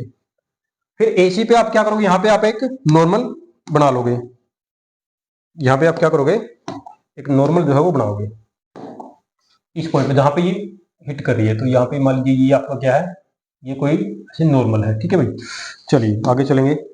अब देखो, अब कह रहा है इसका रिफ्रैक्टिव इंडेक्स 1.5 है, कंप्लीट द पाथ ऑफ रे थ्रू द प्रिज्म। ओके, अब हमको ये देखना है कि ये रे बाहर जाएगी या ये जो एंगल आपको दिख रहा है ना, ये एंगल ऑफ इंसिडेंस, अगर ये angle of incidence critical angle से कम हुआ तो रे बाहर जाएगी। अगर ये एंगल ऑफ इंसिडेंस आई जो है, अगर ये क्रिटिकल एंगल से ज्यादा हुआ तो रे बाहर नहीं जाएगी, अंदर ही आ जाएगी। चेक करना है कि कितना हुआ, चेक करना है कितना हुआ। देखो इसको कैसे चेक करोगे, इसको आप ज्योमेट्री से ही चेक कर सकते हो, इसको ज्योमेट्री से चेक कर सकते हो। कैसे, देखो ध्यान से देखेंगे, ये पूरा एंगल कितना है 90 डिग्री, ये पूरा एंगल कितना होगा, यहाँ पे 90 डिग्री होगा। और ये एंगल देखो, ये 90 है, ये 60 है, तो ये एंगल कितना हो जाएगा, ये आपका 30 हो जाएगा। ओके, और ये पूरा एंगल कितना है, ये भी आपका 90 है। तो अगर ये 90 है, मैं एक बार नेमिंग कर देता हूँ इसकी, ए बी सी, ये मान लीजिए आपका है डी पॉइंट, ठीक है। तो देखिए ये 30 है और ये आपका 90 है, तो ये वाला जो एंगल है ये कितना होगा, ये आपका हो जाएगा 60। अगर ये 60 हो जाएगा तो ये जो बच गया ना, ये वाला एंगल, ये जो बच जाएगा ये कितना हो जाएगा फिर आपका, ये आपका बचेगा 30, यानी कि यहाँ पे एंगल ऑफ इंसिडेंस कितना है 30 डिग्री। तो आई की वैल्यू मैंने फाइंड कर ली, कितनी है 30 डिग्री। अब मेरे को चेक करना है कि ये जो आई है ये सी के बराबर है, कम है, ज्यादा है, क्या है। और वो तभी चेक कर पाऊंगा जब मेरे पास क्रिटिकल एंगल की वैल्यू मेरे को पता होगी। वो कैसे कैलकुलेट करते हैं, उसका फॉर्मूला होता है साइन सी इक्वल टू 1/म्यू। 1/म्यू की वैल्यू कितनी दे रखी है 1.5, यानी कि 10/15, यानी कि 2/3 ऐसा कुछ है। तो यहां से आप सी की वैल्यू निकाल सकते हैं। सी की वैल्यू क्या आएगी, साइन इनवर्स 2/3, इस तरह से। ध्यान देखिए, angle of incidence 30 degree, sine 30 1/2 होता है और साइन सी कितना है 2/3। ओके, कितना है 2/3 है, यानी कि ये वैल्यू कम है। इसका मतलब क्या है कि आपका जो क्रिटिकल एंगल है वो क्या है, जो क्रिटिकल एंगल आपका होगा, एक मिनट रुकिए, कंपेयर हमने करना है यहाँ पे साइन सी को और साइन आई को हमने कंपेयर करना, ठीक है। साइन सी को और साइन आई को कंपेयर, साइन आई की वैल्यू कितनी आ रही है 1/2 आ रही है, साइन सी की वैल्यू कितनी आ रही है 2/3 आ रही है। कौन सी वैल्यू ज्यादा है, तो 1/2 आपका ज्यादा हो गया, ठीक है। अब देखो 1/2 यहाँ पे, एक मिनट रुकिए, नहीं 1/2 नहीं है, 2/3 आपका वैल्यू ज्यादा आपको मिल रही है, ठीक है ना। 2/3 अगर आपको वैल्यू ज्यादा मिल रही है तो यानी कि एंगल क्या हो रहा है, सी जो है वो ज्यादा है, क्रिटिकल एंगल क्या है ज्यादा है, और एंगल ऑफ इंसिडेंस हमारा कम है। अगर एंगल ऑफ इंसिडेंस कम है, क्रिटिकल एंगल ज्यादा है, तो रे डेफिनेटली बाहर जाएगी, प्रिज्म से बाहर जाएगी। और जब प्रिज्म से बाहर जाएगी तो नॉर्मल से थोड़ा सा दूर हट जाएगी, ठीक है, नॉर्मल से थोड़ा सा ऐसे दूर हट जाएगी, इस तरह से आप बढ़े, ठीक है। जस्टिफाई योर आंसर, तो जस्टिफाई हमने कर लिया, हमने इस तरह से फाइंड इसको कर लिया, ठीक है।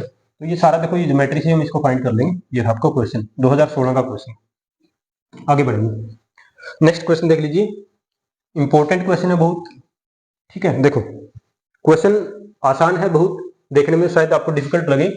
इन द फॉलोइंग डायग्राम एक ऑब्जेक्ट रखा है, ये ऑब्जेक्ट आपको दिखाई दे रहा है यहाँ पे ओ पे, 15 सेंटीमीटर की दूरी है, ये जो दूरी है ये आपकी 15 सेंटीमीटर की, ठीक है भाई। कहां पे रखा है, कॉन्वेक्स लेंस L1 के सामने रखा है। फोकल लेंथ कितनी है L1 की 15 दे रखी है, एक मिनट की, कॉन्वेक्स लेंस L1 और फोकल लेंथ 20 सेंटीमीटर, ठीक है। अच्छा L1 की जो है ना वो 20 है भाई, ठीक है।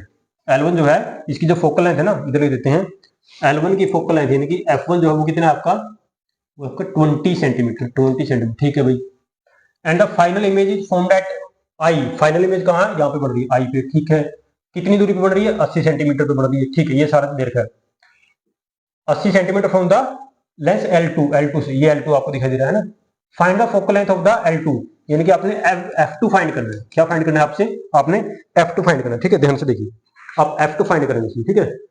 चलिए करते हैं फाइंड, देखो कैसे करेंगे, ठीक।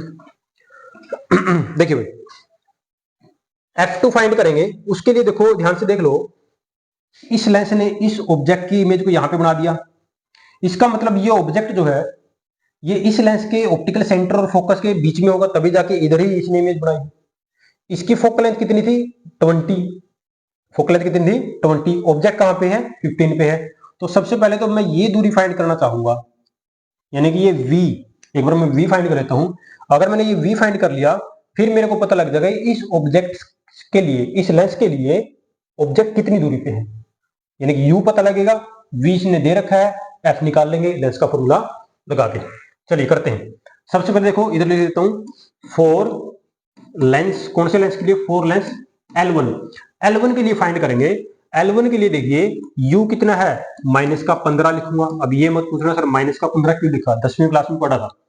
ओके, तो v मेरे को फाइंड करना है, f मेरे को दे रखा है, f कितना लिखूंगा 20 दे रखा है ना, L1 का हाँ 20, प्लस का 20 लिखूंगा भाई, ये भी मत पूछना प्लस का क्यों लिखा है। v फाइंड करोगे कैसे, 1 by V minus 1 by U equal to 1 by F. मेरे को वैल्यू चाहिए v की, तो 1 by V equal to 1 by F plus 1 by U equal to 1 by F की जगह 20 प्लस 1 बाई यू की जगह माइनस का 15।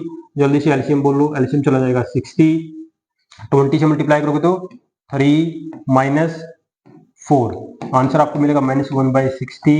आपको v की वैल्यू मिल गई है माइनस का 60 मीटर, सेंटीमीटर क्या है सेंटीमीटर। चलिए इतना काम हुआ, हमको ये पता लग गया। अब ये जो इमेज इसने बनाई है ये L2 के लिए ऑब्जेक्ट का काम करेगी। L2 के लिए किसका काम करेगी, ऑब्जेक्ट का। तो L2 के लिए ऑब्जेक्ट कितनी दूरी पे है, जोड़ दीजिए 60 तो ये हो गया, प्लस दोनों लेंस के बीच की दूरी 20 दे रखी है, तो ये हो गया आपका कितना 80 सेंटीमीटर। तो L2 के लिए इधर देते हैं फॉर L2 के लिए U है हमारा माइनस का 80, V हमारा प्लस का 80, सेंटीमीटर में है ऑब्वियसली, सेंटीमीटर में है। पूछा क्या है, F पूछे, देखो कितना आसान क्वेश्चन F पूछा है। लेंस फॉर्मूला लगा के भी कर सकते हो और कॉमन सेंस लगा के भी कर सकते हो। कॉमन सेंस कैसे, जितनी दूरी पे ऑब्जेक्ट है उतनी दूरी पे इमेज बन रही है, रियल बन रही है। ऐसा कब होता है, जब ऑब्जेक्ट आपका 2f1 पे, इमेज कहां 2f2 पे। तो पूछा क्या था, फोकल लेंथ। फोकल लेंथ कैसे निकालोगे, 2f2 उसको हाफ कर दो, 80 को हाफ कर दो 40, आंसर आएगा आपको कितना 40 सेंटीमीटर। f2 पूछा था ना, f2 के लिए कितनी आएगी 40 सेंटीमीटर आएगी प्लस की। अगर आपने ऐसे नहीं करना, आपने मैथमेटिकली चलना है तो मैथमेटिकली कर लीजिए, 1 by V minus 1 by U equal to 1 by F. 1 by V कितना है 80 माइनस 1 बाई यू कितना है माइनस का 80, तो माइनस माइनस प्लस का हो जाएगा इक्वल टू 1 बाई एफ। ये बनेगा आपका 2 by 80 equal to 1 by F, divide करो एफ इक्वल टू 40 सेंटीमीटर, खत्म। ठीक है, क्वेश्चन पूछा गया था 2016। आगे चलेंगे, नेक्स्ट क्वेश्चन देखिए। नेक्स्ट जो क्वेश्चन है इसमें लिखा है a ray of light is incident normally on the face A B. ठीक है, ए बी के ऊपर आपको दिख रही है लाइट ऐसे पड़ रही है, of right angle glass prism, आपको प्रिज्म दिखाई दे रहा है, ये एंगल 90 है, राइट एंगल बन जाएगा ये एंगल आपने 60 दे रखा है यहाँ पे।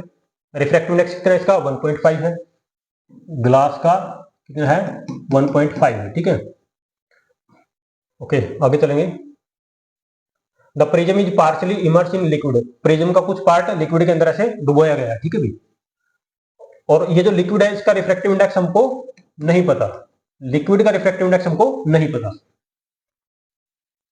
क्या लिखा गया, refractive index of the liquid, find the value of refractive index of the liquid so that the ray grazes along the face BC after refraction through the prism. ठीक है, म्यू एल जो है ये हमने फाइंड करना है, लेकिन condition क्या है देखो, अगर लाइट ऐसे नॉर्मली फॉल करेगी AB के ऊपर तो बिना किसी समस्या के सीधी चलती रहेगी ऐसे और यहाँ पे जाके हिट करेगी BC को।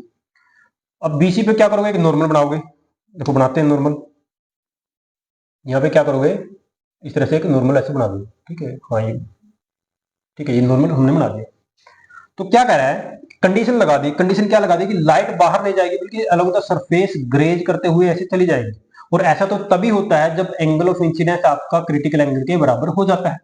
ये सर एंगल ऑफ इंसिडेंस अगर C के बराबर होगा तो लाइट बाहर नहीं जाएगी, एंगल ऑफ रिफ्रैक्शन जो है बाहर वाला वो 90 डिग्री देखने को हमको मिलता है। ओके, तो ये चीज है। तो अब हम क्या फाइंड करेंगे, यहाँ पे हमने फाइंड करना है म्यू एल। क्या फाइंड करना हमने, म्यू एल। कैसे फाइंड करेंगे वो देखिए। देखो यहाँ पे इधर देखिए, यहाँ पे हम अप्लाई करते हैं। सबसे पहले एक बार सी की वैल्यू अगर मैं फाइंड करूं तो मेरे पास सी की वैल्यू कितनी आएगी? अगर मैं सी की वैल्यू फाइंड करूं, चलो नेमिंग कर देते हैं ए बी सी, इसको बोल देता हूं डी। यहाँ पे लिख देता हूं मैं अप्लाई, लिखेंगे apply Snell's law at point D. तो भाई डी पॉइंट पे स्नेल्स लॉ अप्लाई कर दो, क्या बनेगा? Refractive index of glass with respect to liquid equal to sine 90, बाहर वाला एंगल पहले लिखोगे, divide by sine C. Okay, sine C. चलिए तो आगे लिख देते हैं इसको। ये होता है आपका refractive index of glass divided by refractive index of liquid equal to sine 91 by sine C. चलिए हमको चाहिए म्यू एल कितना होगा? क्रॉस मल्टीप्लाई करो, mu L equal to mu G into sine C. Mu G जो है वो 1.5 है और साइन सी मेरे को फाइंड करना रहता है। साइन सी अगर फाइंड कर लिया तो वैल्यू आपकी आ गई। कैसे फाइंड करोगे? चलिए देखो, साइन सी आपको पता है क्या, 1/म्यू होता है ना, 1/म्यू होता है। तो लिख दीजिए जल्दी से, साइन सी इक्वल टू 1/म्यू की वैल्यू, म्यू कितना है देखिए। ओके, म्यू जो है वो हम यहाँ पे लिख लेते हैं। अच्छा एक मिनट की ऐसे मत करो, ज्योमेट्री से ही हम सी की वैल्यू फाइंड कर लेते हैं। देखिए ज्योमेट्री से कैसे करोगे, ध्यान दीजिए, ये एंगल 90 है, ये 60 है, ये पूरा एंगल 90 होगा। पूरा एंगल कितना होगा? ये 90 होगा। और ये एंगल भी कितना होगा? 90 होगा। तो ये वाला एंगल कितना बच गया? ये 30 रह गया। अब 30, पूरा एंगल 90 था, 90 में से 30 चला गया, तो ये कितना बचा? 90 में से 30 चला गया तो ये 60 बच गया। तो सी की वैल्यू पता तो लग गई हमको, 1.5 इंटू साइन 60। साइन 60 कितना होता है? √3/2। कितना होता है? √3/2 होता है। सोल्व कर लीजिए इसको, क्या बनेगा देखो, 1.5 इंटू √3 होता है 1.71 के आसपास वैल्यू होती है, डिवाइड में 2 है। बस इसको सोल्व करेंगे, देखो कितने में जाएगा, देखो ठीक है ना। चलो इसको काट लो पहले, 0.8, ओके 0.85 के आसपास है ना। 15 से मल्टीप्लाई कर लो, देख लीजिए, 15 को 5 से गुणा करोगे 75, 8 से मल्टीप्लाई करोगे तो ठीक है ना 120 और 7 127 है ना। और डेसिमल कहाँ पे लगाओगे? 3 के बाद, तो ये वैल्यू आ गई 1.275। पूछा था लिक्विड का, 1.275 ये वैल्यू आपको देखने को मिलेगी। ठीक है, पहला पार्ट हो गया। दूसरे पार्ट में पूछा ट्रेस द पाथ ऑफ रे if it were incident normally on the phase AC. अगर एसी के ऊपर पड़ी होती तो क्या होता? कर लोगे अब इसको।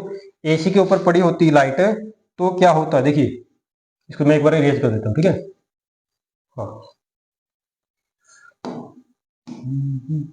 देखिए भाई, कह रहा है कि अगर लाइट इधर से ऐसे आ रही होती तो क्या होता? तो देखो नॉर्मली पड़ रही होती तो ऐसे सीधी जाती, इस तरह से यहाँ पे फोर करती। यहाँ पे फिर दोबारा से क्या बनाना पड़ता आपको? दोबारा से आपको नॉर्मल बनाना पड़ेगा। बना दिया भी हमने नॉर्मल, क्योंकि एंगल तो वहीं से मेजर करेंगे ना। तो ये जो एंगल है, ये एंगल, अब इस एंगल का खेल है सारा सारा।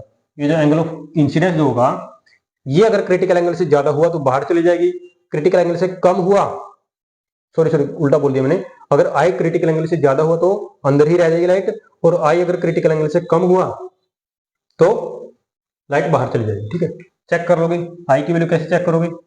देखो ये 60, 90, ये कितना होगा? ये 30 होगा, ये 30 होगा, ये लिख देता हूँ 30। ये पूरा एंगल कितना है? 90। ये पूरा एंगल कितना है? 90। तो ये पोर्शन कितना बचा? ये बचेगा 60। ये 60 है तो 60, 90 में से 60 गए तो ये 30। तो आई की वैल्यू कितनी आई हमारे पास यहाँ पे? 30 डिग्री। यानी कि अगर लाइट ऐसे फॉल करेगी ना एसी के ऊपर तो एंगल ऑफ इंसिडेंस 30 डिग्री आ रहा है, और क्रिटिकल एंगल कितना था हमारा? 60 डिग्री था, तो काफी कम उससे। तो इसीलिए लाइट टीआईआर नहीं होगा, लाइट बाहर जाएगी। और बाहर जाएगी तो आपको पता है कहाँ पे? डेंसर से रेयर में जा रही है, डेंसर से रेयर में जा रही है, तो किधर जाएगी? नॉर्मल की तरफ बेंड हो जाएगी थोड़ी सी ना, इस तरह से ऐसे चली जाएगी।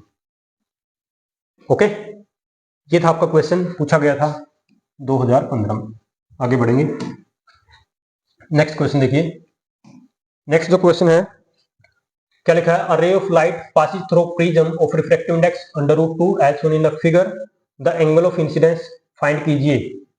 R2 आपने फाइंड करना है एट फेस AC, AC के ऊपर। कैसे फाइंड करोगे? देखो ये R2 फाइंड करना है आपने, ठीक है। ट्रायंगल कैसा है? प्रिज्म ऑफ रिफ्रैक्टिवनेस √2 है आइसोनील फिगर। तो आपने फाइंड करना है ये R2 के लिए फाइंड करनी है। देखो R2 कैसे फाइंड किया जाएगा, ठीक है ना। R2 को हम कैसे फाइंड करेंगे? अच्छा एक चीज आपको दिखाई दे रही है, ये कई बार ना बच्चे यहाँ पे देखो, ये मेरे को भी कई बार कंफ्यूजन होती है, ये इधर एरो लगा रखा है इसने, यानी कि एमरजेंट रे ऐसे जा रही है, अलॉन्ग द सरफेस जा रही है, तो ये एंगल दे रखा है इसने 90 डिग्री। अब तो हो गया क्वेश्चन आपका। क्या करोगे? लिख देता हूं मैं यहाँ पे, अप्लाई कैसे करना है, apply Snell's law, apply Snell's law कहां पर? एट पॉइंट एन पॉइंट पे अप्लाई कर दो। क्या? स्नेल्स लॉ अप्लाई कर दो। तो क्या होगा? चलो देखो अप्लाई करोगे तो क्या होगा, इधर लिखूंगा मैं mu equal to sine I, कितना है 90, sine 90 divide by sine R, उसको साइन R2 लिख देता हूँ। वैल्यू किसकी चाहिए हमको? साइन R2 इक्वल टू क्या हो जाएगा, साइन 90 1 होता है, म्यू डिवाइड में आएगा, और म्यू की वैल्यू क्या है? √2 है। 1/√2 क्या होता है? साइन 45 होता है। तो R2 की वैल्यू कितनी आ गई? 45 डिग्री। हो गया क्वेश्चन आपका। दूसरे पार्ट में क्या पूछा है? The angle of minimum deviation for this prism, delta minimum find करना है। क्या फाइंड करना है? Delta minimum. ये कैसे करोगे? डेल्टा मिनिमम, ठीक है ना। देखो डेल्टा मिनिमम के लिए आप फॉर्मूला लगा सकते हो। क्या? Mu equal to sine A plus delta minimum by 2 divide में साइन ए बाय, आप ये वाला फॉर्मूला लगा के सोल्व कर सकते हो इसको, ठीक है। सिंपल फॉर्मूला बेस्ड क्वेश्चन है, इसको बोलते हैं प्रिज्म फॉर्मूला। ए की वैल्यू आपको दे रखी है, डेल्टा मिनिमम आपने फाइंड करना है, और रिफ्रैक्टिव इंडेक्स आपको क्वेश्चन में दिया है √2। आगे चलेंगे, नेक्स्ट क्वेश्चन देखिए, define the magnifying power of compound microscope. अच्छा देखो यहां से अब क्वेश्चन स्टार्ट होते हैं हमारे ऑप्टिकल इंस्ट्रूमेंट। ऑप्टिकल इंस्ट्रूमेंट आप पढ़ के आए हैं, simple microscope, compound microscope, telescope और रिफ्लेक्टिंग टाइप टेलीस्कोप, ठीक है ना। वहां से क्वेश्चन अब स्टार्ट हो रहे हैं, तो इनको हम स्टार्ट कर रहे हैं। 1 मिनट का ब्रेक, देख लीजिए एक बार क्वेश्चन को, ठीक है। एक बार फॉर्मूले वगैरह आप देख लीजिए, फिर हम इनको सोल्व करेंगे। बिल्कुल आसान क्वेश्चन है और इंपॉर्टेंट है। देखो यहाँ से 5-5 नंबर के क्वेश्चन बहुत बार पूछे गए हैं। कई बार मैंने देखा है, बार बार हर साल क्वेश्चन रिपीट हो रहे हैं। ड्रॉ अ रे diagram for compound microscope for telescope, ये क्वेश्चन तो हर बार रिपीट हो रहा है। और कुछ न्यूमेरिकल भी है यहाँ से जो पूछे गए हैं, उनको भी हम डिस्कस करेंगे अभी से।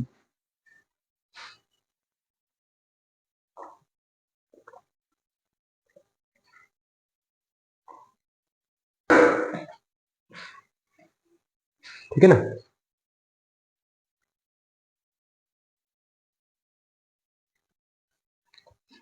चलिए भी देखिए, define the magnifying power of compound microscope. तो बेटा याद रखोगे कंपाउंड माइक्रोस्कोप में बस फॉर्मूला ही पूछा है, m इक्वल टू क्या लिखते हैं, -L/f, कंपाउंड के लिए FO 1 + D/Fe, ये फॉर्मूला लिखोगे, ठीक है ना। ये इस तरह से आपने फॉर्मूला लिखना है। और इसमें एक और फॉर्मूला हम अप्लाई कर देते हैं, -L/FO D/F। दो क्यों लिखे मैंने? ये है आपका, जब इमेज का हमने least distance of distinct vision, यानी कि कितना 25 सेंटीमीटर पे, तब ये फॉर्मूला लगाओगे। अगर इमेज इंफिनिटी पे बने तो ये वाला फॉर्मूला लगा देना, ठीक है। अच्छा इंफिनिटी वाले पूछे तो आप ये फॉर्मूला लगा देंगे। Why must both the objective and eyepiece of compound microscope has short focal length? Explain, ठीक है। देखो पूछा है ऑब्जेक्टिव और आईपीस के पास क्या है, शॉर्ट फोकल लेंथ क्यों होनी चाहिए। फोकल लेंथ आपको पता है, आपने कंपाउंड माइक्रोस्कोप का रे डायग्राम बनाया होगा, कैसे बनाते हैं, देखो इस तरह से। कंपाउंड माइक्रोस्कोप में जो ऑब्जेक्टिव लेंस है उसका अपर्चर क्या रहता है, स्मॉल रहता है, और आईपीस का अपर्चर क्या होता है, लार्ज होता है ना। इस तरह से हम लिखते हैं। तो ये, तो इस चीज को आप जस्टिफाई करने के लिए आप फॉर्मूले की हेल्प ले सकते हैं। आप यहां से फॉर्मूले से देख सकते हैं, ये देखो फोकल लेंथ। अब ये दोनों की वैल्यू अगर कम होगी तभी जाके तो मैग्निफिकेशन ज्यादा मिलेगा। क्वेश्चन पूछा था 2017 में, explain the basic difference between construction and working of telescope and microscope. बहुत ही आसान है, आपको पता है टेलीस्कोप में तो क्या करते हैं, ऑब्जेक्टिव लेंस जो है वो काफी बड़ा होता है, बल्कि होता है, और आईपीस छोटा सा लेंस होता है। लेकिन माइक्रोस्कोप में उल्टा कर देते हैं, ऑब्जेक्टिव लेंस क्या होता है, छोटा होता है, और आईपीस लेंस क्या होता है, बड़ा होता है। ठीक है ना, इस तरह से। तो कंस्ट्रक्शन एंड वर्किंग के बेस पे आपने बताना था difference between construction and working. Okay, construction में क्या डिफरेंस है और वर्किंग में क्या डिफरेंस है। टेलीस्कोप दूर की चीजें देखने के काम आता है, आपने मून देखना है, आपने कोई प्लेनेट देखना है ना। और माइक्रोस्कोप जो है छोटी छोटी चीजें देखने के काम आता है ना। सिंपल माइक्रोस्कोप तो आप हर जगह आपने देखा ही, आप लैब में यूज करते हैं। कंपाउंड माइक्रोस्कोप भी आप यूज करते हैं, छोटी छोटी चीजों को देखने के लिए आप माइक्रोस्कोप का यूज करते हैं। लेकिन टेलीस्कोप का यूज करते हैं दूर की चीजों को देखने के लिए। 2015 में क्वेश्चन पूछा गया था। ठीक है, आगे चलिए। With the help of ray diagram explain the working of reflecting telescope. Reflecting type telescope आपने पढ़े होंगे, Cassegrainian, Newtonian type telescope. Reflecting type telescope की जरूरत क्यों पड़ी, रिफ्रैक्टिंग टाइप टेलीस्कोप के अंदर क्या समस्याएं थी, ये आप थ्योरी के अंदर पूरा पढ़ चुके हैं, इसके डिटेल में जाने की जरूरत नहीं है। फिर कभी अलग से मैं वीडियो बना दूंगा, इस वीडियो को ज्यादा लेंथी नहीं करेंगे। रिफ्रैक्टिंग टाइप टेलीस्कोप में कुछ डिफेक्ट की हम बात करते हैं। स्फेरिकल एब्रेशंस होती हैं, क्रोमेटिक एब्रेशंस होती हैं, टेलीस्कोप का साइज बड़ा होता है, टेलीस्कोप भारी होता है, ऑब्जेक्टिव लेंस को बनाने की कॉस्ट ज्यादा होती है, ऑब्जेक्टिव लेंस को पॉलिश करने की कॉस्ट ज्यादा होती है, बहुत सारी समस्याएं। उनसे बचने के लिए रिफ्लेक्टिंग टाइप टेलीस्कोप हम लेके आए। साइज कम हो गया, वेट कम हो गया, कॉस्ट कम हो गई, इमेज की क्वालिटी अच्छी आ गई, वो सारी चीजें इसमें हम बताते हैं। ठीक है, तो एडवांटेज भी पूछ ली, रिफ्लेक्टिंग टाइप टेलीस्कोप की एडवांटेज क्या है over the refracting type telescope. अभी मैंने बता ही दिए सारी चीजें, इसके ऊपर ज्यादा डिस्कशन नहीं करूंगा। आगे चलेंगे। An optical instrument use lens. अच्छा देखो, ये क्वेश्चन है, न्यूमेरिकल है, देख लीजिए। एक ऑप्टिकल इंस्ट्रूमेंट है, usage a lens of power 100 dioptre for objective lens. ठीक है भाई, ऑब्जेक्टिव की पावर कितनी है, 100 डायोप्टर है, और आईपीस की पावर कितनी है, 50 डायोप्टर है। ठीक है, when the tube length is kept 25 centimetre, tube length 25 centimetre, 25 centimetre, the final image form, final image कहां जा रही है, इन्फिनिटी पे जा रही है।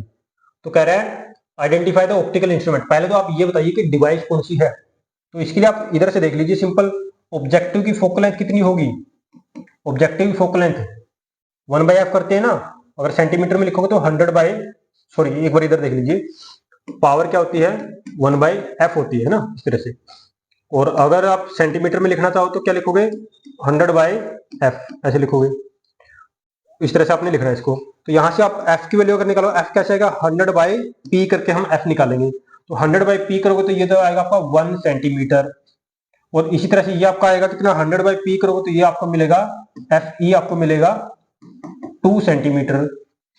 किसकी फोकल लेंथ ज्यादा है, आईपीस की फोकल लेंथ क्या है, ज्यादा है। यानी कि आईपीस जो है वो बड़ा लेंस है और ऑब्जेक्टिव छोटा लेंस है। तो डिवाइस कौन सी होगी, डिवाइस बन जाएगी आपकी माइक्रोस्कोप, कंपाउंड माइक्रोस्कोप। कौन सा होगा, कंपाउंड माइक्रोस्कोप होगा। डिवाइस का नाम बता दिया हमने, कंपाउंड माइक्रोस्कोप होगा। आगे क्या पूछा है, calculate the magnification produced by the instrument. M की वैल्यू पूछ रहा है, एम की वैल्यू बताइए। और फाइनल इमेज कहां जा रही है, इन्फिनिटी पे जा रही है। फॉर्मूला कौन सा लगाओगे, -L/FO, और यहाँ पे क्या लिखा था हमने, D/FE। हाँ, D/FE, जल्दी से लिखिए। L की वैल्यू कितना है 25, FO ये रहा 1, D की वैल्यू, अच्छा D होता है least distance of distinct division, वो भी 25 सेंटीमीटर होता है, 25। FE कितना है 2, ये हो गया, डिवाइड कर लीजिए, 12.5 कुछ आएगा, मल्टीप्लाई करोगे तो 25 इंटू 5, ठीक है, 125 हो जाएगा। 50, 62 आ गया, और 25 + 6 कितना हो जाएगा 31। डेसिमल कहाँ पे लगाओ, यहाँ पे एक के बाद। ये है भाई आपका मैग्निफिकेशन, ठीक है, माइनस लगा दो साथ में से। ओके, क्वेश्चन पूछा गया था 2020 के अंदर। आगे चलिए। अच्छा ये क्वेश्चन देखिए, यहाँ पे क्या है, पहले पार्ट में पूछा है ड्रॉ अ रे diagram depicting the formation of image by astronomical telescope in normal adjustment. मैं आपको बार बार बोल रहा था कि ये क्वेश्चन तो बार बार पूछा गया है, 5 नंबर में एक क्वेश्चन पूछा। ये क्वेश्चन कितने नंबर का है? 5 नंबर का है। पहले पार्ट में तो डायग्राम ही पूछा आपसे, अब बना दोगे डायग्राम। आपको डायग्राम बनाना आता है, टेलीस्कोप का, माइक्रोस्कोप का, बना सकते हैं। डायग्राम को पेपर से पहले 2-3 बार अच्छे से बना के देख लेना, ठीक है, क्योंकि वो नंबर दिलवाएगा आपको। देखो 3 नंबर कम से कम इसके होंगे, ठीक है, डायग्राम में। तो आप इसको देख लेंगे। दूसरे पार्ट में देखिए, ये कह रहा है कि आपको 3 लेंस दिए गए हैं, इनमें से आप 2 लेंस उठाइए। क्या बनाना है आपने? टेलीस्कोप आपने बनाना है। टेलीस्कोप बनाने के लिए आप 2 लेंस उठाइए। कौन कौन से उठाओगे? तो देखिए, टेलीस्कोप में 2 तरह के लेंस होते हैं। एक होता है आपका ऑब्जेक्टिव और एक होता है आईपीस। एक होता है आईपीस। ऑब्जेक्टिव की आपको पता है फोकल लेंथ बहुत ज्यादा होती है, पावर बहुत कम होती है, अपर्चर बहुत ज्यादा होता है। तो इसमें देखिए, अपर्चर सबसे ज्यादा ये रहा, पावर सबसे कम है तो फोकल लेंथ ज्यादा होगी। तो आपको पता है ना, रिवर्स, पावर और फोकल लेंथ एक दूसरे के इनवर्सली प्रोपोर्शनल होती है। तो ऑब्जेक्टिव की जगह मैं रखूंगा L1 को। आईपीस में आपको क्या चाहिए? अपर्चर चाहिए बहुत कम, छोटा सा। और फोकल लेंथ कैसी चाहिए? फोकल लेंथ भी आपको चाहिए कम और पावर ज्यादा। तो ये रही पावर ज्यादा, अपर्चर कम, L3 यहां पे रख दोगे। L3 हो गया। क्वेश्चन 2017 में पूछा गया था, 5 नंबर में क्वेश्चन था। आगे चलेंगे, नेक्स्ट क्वेश्चन देख लीजिए। अच्छा, इस क्वेश्चन में देखो क्या पूछा है, ध्यान से देखिए। क्रिटिकल एंगल दे रखा है दो मीडियम के लिए, है ना। ये मान लीजिए कोई मीडियम ए है और ये मीडियम बी है। क्रिटिकल एंगल कितना है? 20 है। कितना है? 20 है, ठीक है भाई। और क्या लिखा है, एक बार पढ़ लेते हैं इसको। A ray of light travels from medium into water. ये कोई मीडियम है, मीडियम से वाटर में जा रही है, ठीक है। The refractive index of the medium is more than that of water. Medium का रिफ्रैक्टिव इंडेक्स ज्यादा है वाटर से, ये तो होना ही चाहिए। अगर आप टीआईआर का आपने पढ़ा होगा, आपको पता है light must travel from a denser medium to a rare medium, ये कंडीशन है, ठीक है भाई। लेकिन क्रिटिकल एंगल 20 है, तो ये कितना है? 18 डिग्री। कम है तो लाइट जाएगी डेफिनेटली, बिल्कुल सही लग रहा है मेरे को। इसमें देखो 18 डिग्री पे ही लाइट वापस कैसे आ सकती है? ये तो क्रिटिकल एंगल से कम है, लेस देन सी है, तो ये तो लाइट उधर जानी चाहिए थी, ये गलत हो गया। इसमें क्या है? 18 डिग्री है और लाइट किधर जा रही है? दूसरे में जा रही है। लेकिन आप ये देखिए, ये क्या हो रहा है भाई? ये तो नॉर्मल की तरफ बेंड हो गई, जबकि लाइट डेंसर से, ये डेंसर है, डेंसर से रेयर में ट्रैवल कर रही है, नॉर्मल से अवे जाएगी, ये गलत है। इसमें देखिए 18 डिग्री पे ही light along the surface graze कर रही है। ये तभी होगा जब ये एंगल क्रिटिकल एंगल के बराबर होगा, और वो 20 है, तो ये भी गलत हो गया। ये आपका करेक्ट हो जाएगा ऑप्शन। आगे चलेंगे, देखो इसमें क्या कह रहा है। Critical angle for a pair of media A and B, mu A B, mu A by mu B कितना आएगा? 2:1, ठीक है।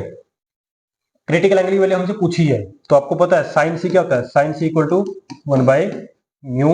यहाँ पे ए बी है ना, तो ए बी लिखोगे, तो यानी कि 1/2, यानी कि sine 30, C equal to 30 degree, ठीक है। ये रहा। इसमें देखिए क्या पूछा है। The critical angle of a pair of media and air is 30 degree. C की वैल्यू दे रखी है किसके लिए? एक मीडिया। सी की वैल्यू कितनी दे रखी है? 30 डिग्री दे रखी है, okay. The speed of light in medium, speed of light पूछ रखी है किसमें? मीडियम में। आपको पता है साइन सी कितना होता है? साइन सी इक्वल टू 1/म्यू होता है ना। The speed of light in the medium पूछा हुआ है, ठीक है। चलो बताते हैं, देखो इसमें ध्यान दीजिए। हमसे पूछ रहा है speed of light in the medium, तो रिफ्रैक्टिव इंडेक्स अगर मैं लिखूंगा, पहले तो देख लो मीडियम कौन कौन से है। एक मीडियम और एक एयर है, तो ये मीडियम है और एक एयर है, तो फॉर्मूला होता है सी बाय क्या? Velocity in medium. एम लिखना चाहो तो लिख दो, ये होता है, ओके। और ये जो है ना म्यू, ये आगे चल के किसके बराबर होता है? ये आगे चल के तो 1/sin सी। इधर से आप देख लीजिए, म्यू इधर आएगा तो ये उधर चला जाएगा ना। और 1/सी की वैल्यू कितनी है? 30, तो साइन सी यानी कि साइन 30 कितना होगा? 1/2, 2 पर आ गया, ठीक है भाई। तो मेरे पास सी बाय वी इक्वल टू कितना आया? 2। तो यहां से वी कितना आएगा?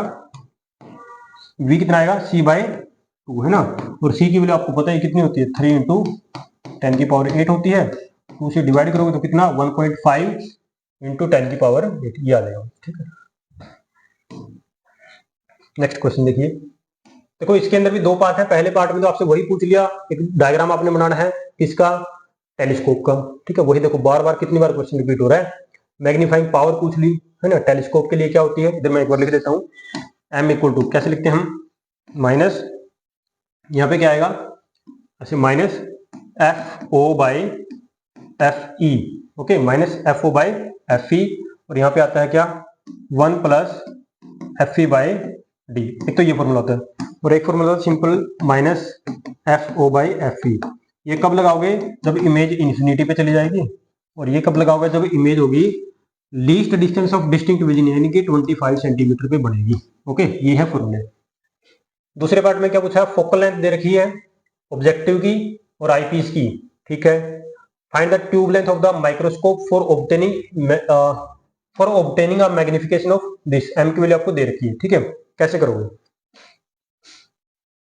देखिए कैसे फाइंड करोगे। तो इसके लिए हम क्या करेंगे, इसके लिए देखो हम क्या करेंगे, इसने कहा कि मैग्निफिकेशन दे दी हमको, कितना है मैग्निफिकेशन है हमको 300, ठीक है, ओके, ठीक है। The focal length of objective and eyepiece, और एफ ओ कितना है 1 सेंटीमीटर, आई पीस के लिए कितना है 2.5 सेंटीमीटर, 2.5 सेंटीमीटर, ठीक है भाई, respectively. Find the tube length of the microscope, find the tube length यानी कि एल हमने फाइंड करनी है, एल हमने क्या करनी है, अच्छा यहाँ पे माइक्रोस्कोप है, अच्छा ये अलग था, ठीक है, ये टेलीस्कोप की बात कर रहा है भाई, ऊपर टेलीस्कोप था, यहाँ पे माइक्रोस्कोप की बात कर रहा है। Find the tube length of the microscope for obtaining a magnification of 300 का मैग्निफिकेशन आपको चाहिए। देखो यहाँ पे फॉर्मूला हम लगाएंगे, m इज इक्वल टू, ठीक है ना, m is equal to, formula क्या बनेगा, हाँ ठीक है, ये नहीं छोटा है ना, ठीक है, माइक्रोस्कोप, तो m is equal to formula क्या लगाओगे यहाँ पे, minus l by F O into 1 plus, अच्छा अगर कुछ यहाँ पे नहीं दे रखा तो हम नॉर्मल वाला केस अप्लाई कर देते हैं, ठीक है। यहाँ पे इमेज के बारे में कुछ ऐसा नहीं दिख रहा ना, तो हम नॉर्मल वाला ही केस लगा देते हैं, नॉर्मल एडजस्टमेंट। नॉर्मल एडजस्टमेंट का मतलब देखो याद रखोगे, चाहे टेलीस्कोप है चाहे माइक्रोस्कोप है, नॉर्मल एडजस्टमेंट का मतलब होगा इमेज आपकी इंफिनिटी पे बनेगी, और इंफिनिटी में हम फॉर्मूला लगाते हैं क्या, डी बाई एफ ई, ऐसे। एम कितना है 300 है, माइनस एल हमने फाइंड करना है, एफ ओ 1 है, डी कितना है आपका, डी की वैल्यू कितनी है, अच्छा डी लीस्ट डिस्टेंस यानी कि 25 सेंटीमीटर होता है, एफ ई कितना है 2.5, इस तरह से। इसको आप कैंसिल कर लीजिए, डेसिमल के लिए ऊपर 10 चला जाएगा, तो आपको एल की वैल्यू कितनी मिलेगी यहाँ पे, एल इज इक्वल टू 10 इधर आएगा तो डिवाइड में आएगा ना, तो 30 मिलेगा आपको, 30 सेंटीमीटर, कितना मिलेगा आपको 30 सेंटीमीटर, ठीक है ना। क्वेश्चन पूछा गया था 2023 के अंदर। आगे देखिए, अच्छा असर्शन रीजन टाइप क्वेश्चन है, स्टेटमेंट दे रखी है, angle of minimum deviation for a prism is lesser for red light than that for blue light. Red light के लिए क्या होगा, जो डेल्टा है वो कम होगा, यानी कि रेड लाइट के लिए क्या होगा, डेल्टा आर जो है वो कम होगा, और डेल्टा दूसरा कलर कौन सा है, ब्लू जो है वो ज्यादा होगा, बी जो है वो ज्यादा होगा। ये हम देखते भी है, 10th क्लास में भी आप करके आए हो, आपने ऐसे किया होगा ना, जैसे प्रिज्म होता है, प्रिज्म में से जब व्हाइट लाइट को पास करवाओगे, और जब वो लाइट क्या होती है बाहर निकलती है, यहाँ पे स्क्रीन पे आप देखते हो है ना ऐसे, तो इस तरह से बैंड होती है, तो सबसे नीचे यहाँ पे कौन सा होता है वॉयलेट, और सबसे ऊपर कौन सा मिलता है आपको रेड, ऐसा होता है ना। और डेविएशन कैसे देखते हो आप, डेविएशन तो यहाँ पे ऐसे देखो ना, इसको एक्सटेंड कर दो ऐसे, और रेड यहाँ पे कुछ एंगल ऐसे बनाएगा, और वॉयलेट जो है वो यहाँ पे एंगल कुछ ऐसे बनाएगा। तो देखो वॉयलेट ज्यादा एंगल बना रहा है और रेड कम एंगल बना रहा है, तो रेड का डेविएशन कम हुआ, रेड कलर कम उड़ेगा, और वॉयलेट कलर सबसे ज्यादा बेंड हो जाता है। तो उसी कैटेगरी में उसी ऑर्डर में अगर हम चलेंगे तो ब्लू ज्यादा मुड़ेगा, डेविएशन ब्लू का ज्यादा होगा, रेड का कम होगा, ठीक बात लिखिए। रीजन क्या लिखा है, refractive index of material of prism for blue light is greater than that for red, बिल्कुल सही लिखा है। ब्लू लाइट के लिए रिफ्रैक्टिव इंडेक्स ज्यादा हो जाएगा, और रेड लाइट के लिए क्या हो जाएगा वो कम हो जाएगा, ठीक है ना, बिल्कुल सही लिखा है इसमें। आप कौन सा लेंस फॉर्मूला लगा के भी देख सकते हैं, ठीक है, वहां से भी आपको समझ में आ रहा होगा जी, और प्रिज्म फॉर्मूले से भी आपको क्लियर हो जाएगा, ठीक है, प्रिज्म फॉर्मूले से भी आप इसको देख सकते हैं। क्वेश्चन पूछा गया था 2021 में। तो यहाँ पे दोनों सही है, तो both A and R true, R is the correct explanation of, यही आपका ठीक हो जाएगा इसमें। ठीक है, आगे देखिए इस क्वेश्चन में क्या लिखा है। पहले देखो, पहले पार्ट में अगेन बार बार रिपीट हो रहा है, डायग्राम बनाओगे किसका, टेलीस्कोप का बनाओगे। ठीक है, वही चीज पूछी हुई है। बी पार्ट देख लीजिए, कंपाउंड माइक्रोस्कोप का ऑब्जेक्टिव की फोकल लेंथ दे रखी है। ठीक है भाई, ऑब्जेक्टिव फोकल लेंथ कितनी है, देखिए ऑब्जेक्टिव की फोकल लेंथ कितनी है, 1.25 सेंटीमीटर। आई पीस की फोकल लेंथ कितनी दे रखी है, 5 सेंटीमीटर दे रखी है।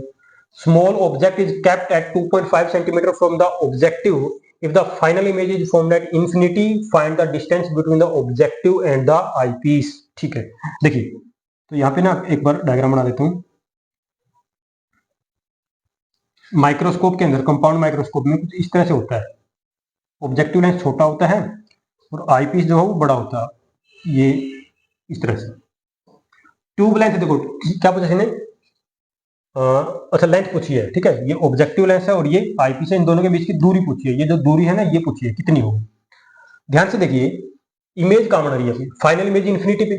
फाइनल इमेज इन्फिनिटी पे तभी जाएगी जब ऑब्जेक्टिव इमेज को इस वाले लेंस के फोकस पे बनाएगा, क्योंकि फाइनल इमेज बनाएगा आपका आई पीस। और ऑब्जेक्ट कहां पे रखा है, 2.5 सेंटीमीटर फ्रॉम द ऑब्जेक्टिव। मान लीजिए यहाँ पे एक ऑब्जेक्ट रखा है, ये ऑब्जेक्ट आपका ए बी, कितनी दूरी है, 2.5 पे। ठीक है भाई, यहां तक कोई दिक्कत नहीं। अब देखो इसका ये जो आई पीस आपको दिखाई दे रहा है, मान लीजिए इसका फोकस ये है। ओके, अगर ये इसका फोकस है तो यहां से जो इमेज ये वाला लेंस जो इमेज बनाएगा, ये इमेज आपकी इसके फोकस पे, ये है फोकस किसका, आई पीस का, इसके फोकस पे इमेज बनेगी, तभी जाके फाइनल इमेज आपकी इंफिनिटी पे जाएगी। यस और नो, क्योंकि देखो तब आई पीस के फोकस पे इमेज बनाएगा तभी तो वो इसकी इमेज इंफिनिटी पे बनाएगा। ओके, इस तरह से होगा।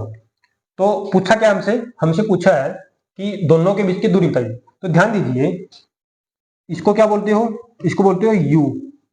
और ये जो इमेज कहां पे बना रहा है, ये इमेज बना रहा है इसके फोकस पे, तो इसको क्या बोला जाएगा, इसको बोला जाएगा वी। ओके, और ये तो हमको पता ही है, ये तो क्या है, ये तो फोकल लेंथ है किसकी, आई पीस की।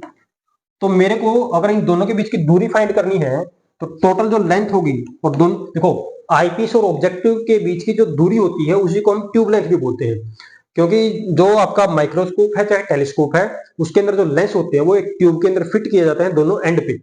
तो दोनों लेंस के बीच की दूरी उसको हम ट्यूब लेंथ भी बोल सकते हैं। तो ये जो ट्यूब लेंथ होगी, इसको मैं v प्लस एफ ई करके लिख सकता हूं।